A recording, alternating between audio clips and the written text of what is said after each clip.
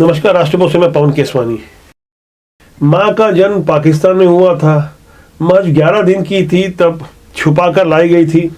पिताजी 5.5 साल के थे। ये कहानी मेरे अकेले की नहीं, तमाम ऐसे लोगों की है जो विभाजन के पहले पाकिस्तान की धरती में पैदा हुए थे। मौजूदा समय में जो पाकिस्तान है, पहले वो अखंड भारत हुआ करता था। इनकी कहानी कभी लिखी नहीं गई।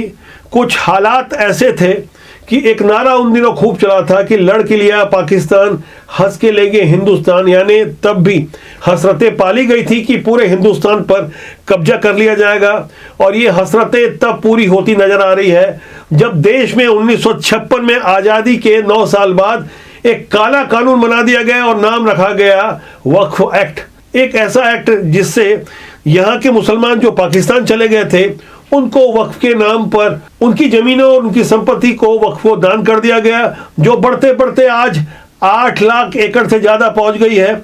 आज ऐसे ही हालात पूरे भारत में है जहां तेजी से कब्जे हो रहे हैं। एक तस्वीर छत्तीसगढ़ की मैं आपको दिखाऊंगा।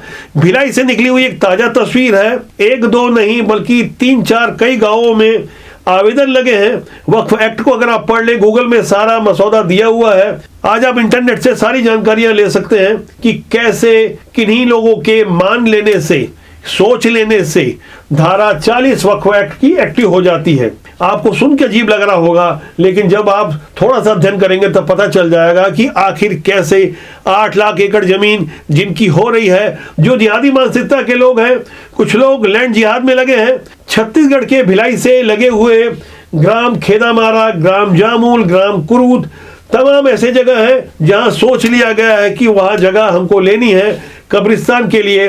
उसके बाद शासन भी एक्टिव हो गया।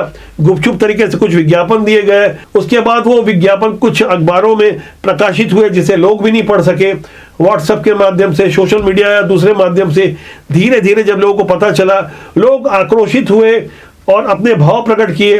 वो तस्वीरें दिखाऊंगा, वो दर्द दिखाऊंगा, वो भय दिखाऊंगा। आप आराम से सारी चीज़ों को देखिएगा और समझने की कोशिश कीजिए कि आखिर हम जा कहाँ रहे हैं और हो क्या रहा है। आगे विस्तार से जानकारी देने से पहले मैं आपको बताऊं कि भिलाई एक औद्योगिक शहर है जहां एशिया का सबसे बड़ा स्टील प्लांट है। यह विश्वविख्यात है। इसी स्टील प्लांट वाली औद्योगिक नगरी से लगा हुआ एक गाँव है, उसका नाम है कुरूद। कुरूद का खसरा नंबर 186, रकबा 0.243 हेक्टेयर। ये जगह कब्रिस्तान के लिए दावा की गई। दावा नामक अखबार में जो राजनांदगांव से प्रकाशित होता है, प्रकाशन के लिए दिया गया 13 जून 2022 को। इसके बाद जामुल, जो जामुल लगा हुआ भिलाई से एक इलाका है, जामुल पालिका क्षेत्र आता है। जामुल में खसरा नंबर 386, रकबा 0.073 हेक्टेयर। इसे 14/7/2022 को स्थानीय श्रम बिंदु नामक अखबार में प्रकाशन के लिए दिया गया। इसी तरह खेदामारा नामक एक जगह है जो जामुल से लगा हुआ गांव है। खेदामारा का खसरा नंबर 76, रकबा 0.324 हेक्टेयर। इस पर भी दावा किया गया। 29/7/2022 को तहसीलदार कार्यालय भिलाई से किसी अज्ञात अखबार में प्रकाशन के लिए दिया गया। जब मैं ये सारी बातें बता रहा हूं, एक और रहस्यमय घटना मैं आपको याद दिलाना चाहूंगा। इसी तहसील कार्यालय भिलाई से करीब 14 महीने पहले भिलाई से कहीं दूर कचांदूर नामक एक गांव है, वहां 5 हेक्टेयर जगह मुस्लिम कब्रिस्तान के लिए देने का एक इश्तेहार प्रकाशित किया गया था। इस पर भी पुरजोर विरोध हुआ था। तब वहां एक हैरान करने वाली बात सामने आई थी। आज मैं आपको एक बार फिर वो विज्ञापन की कतरन दिखा रहा हूं। ये सरकारी विज्ञापन है, इसे आप सर्टिफिकेट मान सकते हैं क्योंकि तहसीलदार न्यायालय की ओर से जारी किया गया है, जिसमें साफ साफ आप पढ़ सकते हैं, लिखा है माननीय विधायक भिलाई के द्वारा किए गए आवेदन के संदर्भ में। ये सारी बातें आप देख सकते हैं। विज्ञापन में आपको क्लोजअप करके दिखा रहा हूं कि इसमें बाकायदा मुस्लिम कब्रिस्तान के लिए भिलाई के विधायक ने कोई आवेदन दिया था। यह हैरान करने वाली बात है कि जनप्रतिनिधि भला किसी और विधानसभा क्षेत्र के लिए कैसे आवेदन दे सकते हैं। लोग पूछ रहे थे। वो 14 महीने बाद भी प्रश्न आज भी अनुत्तरी है, इसका उत्तर नहीं मिला है। लोगों का प्रदर्शन था। आज जब बातें उठी तब सिलसिलेवार ढंग से आगे बात खुल रही है। क्या आप कहीं सरकारी जगह के लिए आवेदन देंगे, आपके आवेदन देने मात्र से सरकारी विज्ञापन प्रकाशित हो जाएंगे, और विज्ञापन भी जिन अखबारों में प्रकाशित होंगे जो आम लोगों तक नहीं पहुंच सके। ये विज्ञापन इतने पुराने हैं कि हमें निकालना पड़ा, कोशिश करनी पड़ी, लोगों से बात की, तब पता चला कि भिलाई या दुर्ग नहीं बल्कि संपूर्ण भारत काले कानून वक्फ बोर्ड की साजिश का शिकार है। पूरे भारत में 32 वक्फ बोर्ड है, एक केंद्रीय वक्फ बोर्ड है। जो लोग कल तक देश के कानून सीए का विरोध कर रहे थे, आज उसी कानून के भरोसे पूरे देश में कब्जा कर रहे हैं। यही लैंड जिहाद है कि जहां धर्मनिरपेक्ष कहलाने वाले भारत में धर्म विशेष के लोग धीरे धीरे किस तरह से दादागिरी कर कब्जा कर रहे हैं। कुछ तस्वीरें बहुत भयावह है। ग्राउंड रिपोर्टिंग का सिलसिला आगे लगातार जारी रहेगा। आज मैं भिलाई के तहसील ऑफिस गया, वो तस्वीरें देखी। मौके पर उस वक्त क्षेत्र के स्थानीय सांसद दुर्ग लोकसभा के विजय बघेल भी मौजूद थे। विजय बघेल क्या कह रहे हैं, आम जनता क्या कह रही है, जिन्हें राजनीति से और दूसरी बातों से दूर दूर तक लेना देना नहीं है, उनका दर्द समझिए, तकलीफ को समझिए। और सिस्टम में बैठे लोगों से मेरा आग्रह है कि राजनीति और स्वार्थ अपनी जगह है, जनता के दिल की आवाज सुनिए। यही लोकतंत्र की खूबसूरती है, वही लोकतंत्र जिसके लिए कभी अब्राहम लिंकन ने कहा था कि जनता का, जनता के लिए और जनता के द्वारा।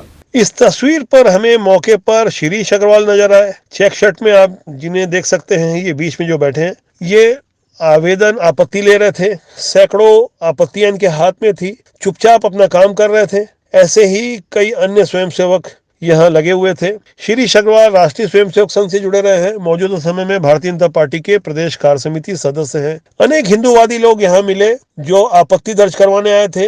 हजारों लोग थे, विरोध के स्वर थे। सिलसिलेवार ढंग से आप देखिए। धोखे से अगर उन्होंने अपना नाम चढ़वा लिया है तो उसके लिए भी हम आपत्ति करेंगे, और अगर हमारे आपत्ति को नहीं सुना गया तो हम लोग अपने तरीके से उस जमीन को खाली करवा लेंगे।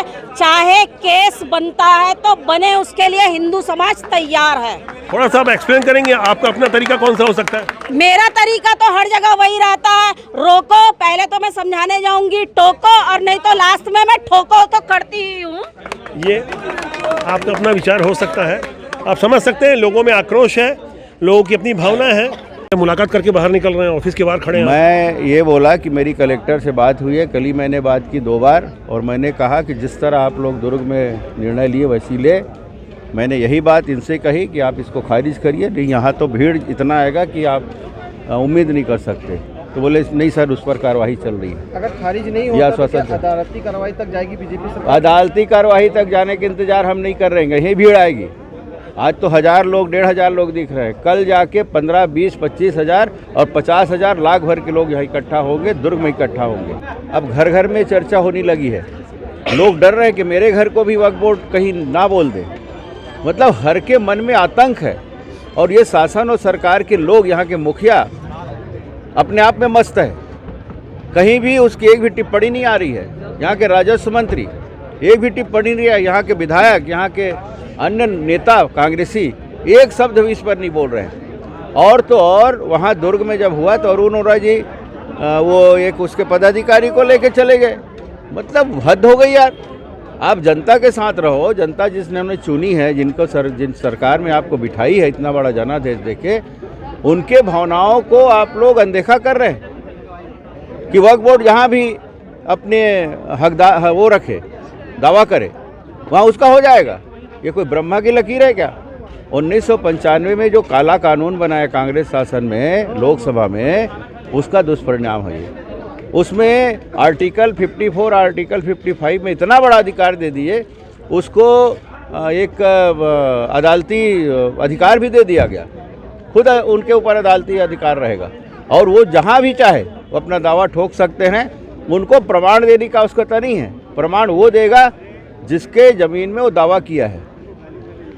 आज वही लोग आए हैं यहाँ पे दावा आपत्ति करने, और लगानी की ज़मीन है, पुरखों की ज़मीन है, शासकीय ज़मीन है। महात्मा गांधी स्कूल में दावा कर दिए, तहसील ऑफिस दुर्ग में दावा कर दिए। क्या कर रहे हैं शासन प्रशासन? इसमें क्या निर्णय लिए हैं? जनता जिस तरह आक्रोशित है, उसका खामियाजा इनको भुगतना पड़ेगा। लेकिन हम इनके साथ हैं और हमेशा हर पल इनके साथ रहेंगे। और माननीय नरेंद्र मोदी जी ये ठान के रखे हैं कि जैसे ही राज्यसभा में हमारी बहुमत आएगी, हम इस काले कानून को ध्वस्त करेंगे और इसके जो अधिकार है उसको छीन लेंगे। ये जो वक्फ बोर्ड वाले हैं, ये हमारी ज़मीन को अपनी बना लेते हैं और चुपचाप तरीके से दे देते हैं। हमें पता भी नहीं चलता है कि ये हमारी ज़मीन है, हमारा घर है, हमारी कुछ प्रॉपर्टी है। तो इन लोग कानून से कर रहे हैं।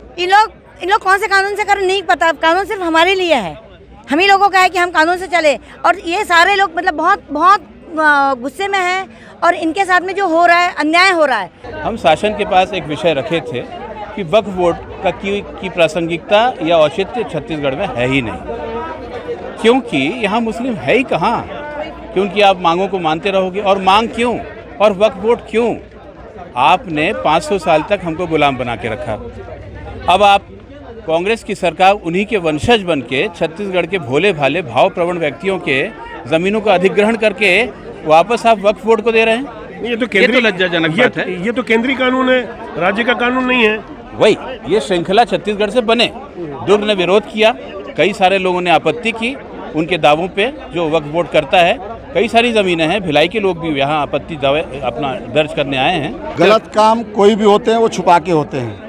एक व्यक्ति यहाँ त्रिपुण लगाए हुए युवा है, आप बताएंगे कि आप यहाँ कैसे आए हैं और किस तरह का विरोध है आपका? मैं आदित्य वाहिनी से जुड़ा हुआ हूँ, शंकराचार्य जी का शिष्य हूँ जी। और जैसे भी कोई भी कार्य होता है हिंदू समाज के लिए वहाँ उपस्थिति मैं प्रयास करता हूँ कि मेरी दर्ज हो। तो जैसा कि बताया जा रहा है कि वक्फ बोर्ड में अभी दुर्ग में भी किया गया था, फिर पुनः से यहाँ पर दाखिल किया गया है, तो उसी के विरोध में सब आए हैं आपत्ति अपनी दर्ज कराने। तो उसी के सिलसिले में मैं भी आया हूँ। 1947 में भी कांग्रेस से एक साथ मिल करके मुसलमानों ने, जो कि उस समय 20% थे, उन्होंने भारत की 30% ज़मीन पर कब्जा किया। आज एक बार फिर कांग्रेस के साथ मिलकर मुसलमान वही एक प्रपंच चला रहे हैं और वक्फ बोर्ड के नाम पर हिंदुओं की ज़मीन पर कब्जा करना चाहते हैं। विष्णुराम चंद्राकर, भिलाई नगर व्यवसाय प्रमुख का दायित्व है। हम छत्तीसगढ़ वाले हैं और छत्तीसगढ़ के ज़मीन को मुसलमानों को देने का हम सख्त विरोध करते हैं, क्योंकि ये जो दिया जा रहा है वो अवैध है और अवैध का हम पूर्ण रूप से विरोध करते हैं। और छत्तीसगढ़ियों अवैध कैसे बोल सकते हैं? तो कानून के तहत दिया जा रहा है। उनका कहना है कि वक्फ एक्ट में प्रावधान है, हमने आवेदन लगाया, इसको आप अवैध कैसे कह सकते हो? जो वक्फ बोर्ड बनाया है उस शासन को बदलने का प्रयास करेंगे हम।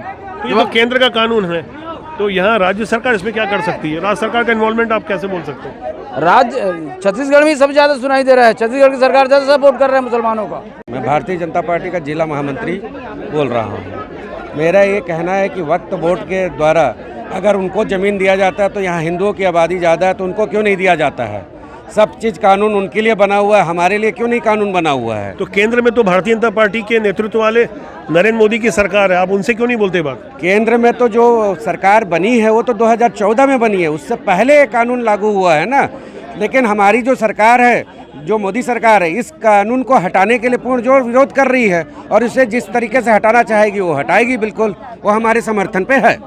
भिलाई शहर के अलावा आसपास के ग्रामों से भी काफ़ी सारी महिलाएं आई हुई है। ऐसी यहाँ कुछ ग्रामीण महिलाएं हैं, अपना परिचय देंगे, किस गांव से आप आए हैं और किस लिए आए हैं? मोर नाम पूर्णिमा साहू पुरुष से हूँ, वार्ड 22 से चक्र भैया हूँ। शमशान घाट ला बेचन नहीं देवन, आज भी नहीं बेचन देन, कल भी लड़ जाबो, लड़ाई कर लेबो, बकरा गाय हत्या सब बंद होना चाहिए, हमारे गाँव आने नहीं देवन। आप जानकारी देंगे कि क्या आपके गाँव कुरूद में शमशान घाट की जगह को दिया जा रहा है और किसको दिया जा रहा है? थोड़ा खुल के बताएंगे। मुसलमान लोग को दिया जा रहा है, दिया जा रहा है। करके सूचना मिले थे तो पूरा और लगाए थे और आए थे भाई लोग आवेदन करके थे। और ये जगह मुसलमानों को क्यों नहीं मिलनी चाहिए? नहीं देना है बोल के। तो भाई हम लोग कहाँ जाएंगे? किसान आदमी है, गांव में तो खेती बाड़ी करते हैं। ये तो सब क्या गुपचुप तरीके दिया जा रहा है या? हम लोग को जानकारी नहीं है किसने बेचा, क्या क्या चोरी छुपे हुए, हम सबको जानकारी है। निगम से हाथ जोड़ के हम लोग से व्यवस्था, हमारे गाँव का शमशान घाट हमारा ही रहना चाहिए। निगम नहीं माना तो क्यों नहीं मानेंगे? हम सब जनता लड़ जाएंगे, मार जाए या मर जाए, आंदोलन के लिए खड़े हो जाएंगे। वक्फ बोर्ड की गुपचुप कार्रवाई को लेके आक्रोश, गुस्सा, विरोध अलग अलग हिंदुवादी संगठनों की ओर से हो रहा है। बजरंग दल के कार्यकर्ता हैं, अपना परिचय देंगे और बताएंगे कि ये बजरंग दल इसमें किस तरह से लोगों की आवाज़ समझ पा रहा है और इस घटना के बारे में प्रकाश डालेंगे। परिचय देंगे। मैं रामलोचन राकेश तिवारी, बजरंग दल विभाग सह संयोजक। आप लोग तहसीलदार से पूछे कि ये जो कार्रवाई गुपचुप क्यों हो रही है करके? हमन ना तहसीलदार ले पूछन ना सीएम ले पूछन, हमन भैया बजरंगियन, हमन कोई भी वक्फ बोर्ड ला या विशेष समुदाय ला 1 इंच जमीन नहीं दन। डिसमिल एकड़ तो बहुत दूर के बात है। हिंदू समाज के जमीन ला कोई वक्फ बोर्ड ला, आप बोले जगह नहीं देंगे, जगह तो मिल चुकी है कई सारी उनको, फरीदनगर में कई जगह इन लोगों ने अपना करवा लिया है, उस पर आप क्यों नहीं बोलते? जबरदस्ती कब्जा करे है, जेकर जानकारी हिंदू समाज है नहीं दे पाई, जेकर जानकारी बजरंग। भिलाई 3 चरोदा इलाके की पूर्व महापौर चंद्रकांता मांडले जी इस वक्त हैं हमारे साथ में। मांडले जी बताएंगे कि ये जो वक्फ बोर्ड की ज़मीनों को लेकर के क्या आपके कार्यकाल में ऐसा कोई केस आया था जब लोग आवेदन कर रहे थे या कब्जा कर रहे थे?